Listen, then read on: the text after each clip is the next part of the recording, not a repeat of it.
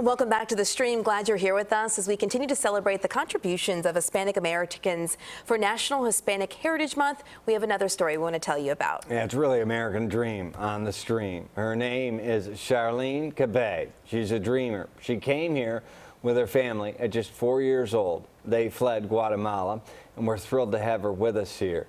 In a minute, we'll more on your remarkable backstory, Charleen. Let's talk about last night, though. You threw out the ceremonial first pitch at a Chicago Cubs game. A little bit of a rain delay, but wow, were you thinking like how far you've come in life?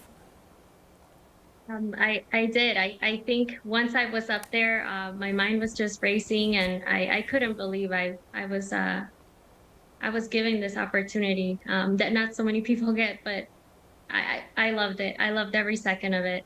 I've been watching the video a lot. I bet you have. We just saw it. Pretty cool to see that. I want to get to so much more, but quickly, can you just tell us how this came about? How did you get to throw the first pitch? Sure. So I'm a nurse in Christ Medical Center in the ICU, and they did a story about me in the hospital newsletter after I launched a scholarship for DACA recipients and dreamers. So I just wanted to get my scholarship out there to our hospital team members. And so they did a story, and kind of from there, it kind of grew, and our advocate network, healthcare network, got a hold of it. And they were just like, we think you're the perfect person to represent us at Hispanic Heritage Month and at Wrigley. And I was just so thrilled and just so blessed to be given this opportunity. Wow, I'm glad you got that moment. I mean, you're serving as a nurse, helping so many people, and then also helping with the scholarship funds that you're raising. Charleen, like so many immigrants, your family came to the U.S. seeking better opportunities. There's hopes of chasing your dreams. So we'd love to chat with you a little bit about your background. You were born in Guatemala. You immigrated here to the U.S. When did that happen, and can you tell us more about that? Sure. I came to this country in 1996, and you know, I think from the moment I set foot here, my parents were just like, you know, we have to blend in, you know, learn the culture, speak the language, eat their food, and I loved it. I love this country, but one of the things I noticed is, you know, with wanting to blend in, I kind of lost who I was too, and I did that for many years. So after graduating Whitney Young High School, I didn't really have a voice. I didn't know who I was and who I wanted to be. So through many adventures, I found nursing, and nursing not only gave me a voice for me, but for my patients and my peers. I work along some of the best doctors, nurses, nursing assistants I can ever imagine being surrounded by, and this is who I am now. I am a nurse. I am a dreamer, and I just want to give back to this country that has gifted me with so much. Yeah, Charleen, you are a dreamer, meaning you really didn't have a choice. You didn't have a choice. Your parents came here, but that also means you're not eligible for things like student loans. But it seemed like that never stopped who you are. Registered nurse. Kudos. How did you get through that? How did you do that without really any federal assistance? Sure. Well, it was kind of a cool adventure that set me on, because after high school, like you said, I knew I didn't qualify for a lot of the scholarships and financial aid. So I wrote college fund on a little pink bucket, and I set out to the Maxwell Street Market near downtown Chicago. Wow. And every Sunday you would see me at the Maxwell Street Market dancing. I kind of worked on my salsa moves.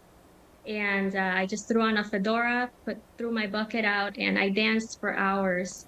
Sometimes it would rain, sometimes it was hot and humid, and I did that for almost a decade to fund my my aspirations to go to nursing school. Wow. Working along 2 full-time jobs and going home to study. So it was, you know, I loved it. That's why yesterday's moment was so important, because I knew all the hard work that it took to just be there on the mound. Gosh, yeah, the culmination of all that you shared. Thanks for sharing that with us. What a story. I love the Maxwell Street Market on displays on Sundays. There's so many amazing vendors and families there, so it's cool to hear that you were out there for 10 years. So it's no surprise that Dreamers have had a really long fight for immigration reform. They've been under threat of deportation. Just last week in the news, we heard about that judge in Texas ruling that the Dreamer program is illegal. Can you just talk about your feelings through so many changes and ups and downs as you watch these stories unfold and watch these changes for your family? Sure. I think that through the years we've seen the Dreamer movement, and at one point it was the Dream Act. We thought it would pass, and then it didn't. But I think that what I told myself and what I would tell a lot of Dreamers is that we just have to keep working hard. We have to keep showing this country that we are an asset, that we are productive members of society.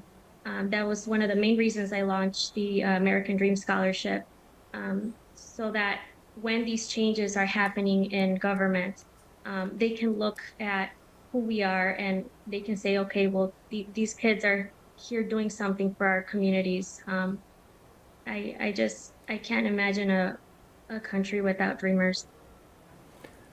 Finally, a quick question here. You're a Chicagoan now. You're a nurse. You served through the pandemic. You've also seen how Chicagoans have gone from open arms to migrants to now, in some cases, up in arms. Some Chicagoans, have said enough is enough. You're clearly a beacon of possibility, truly the American dream. What do you say to Chicagoans who no longer really want Chicago to serve as a sanctuary city?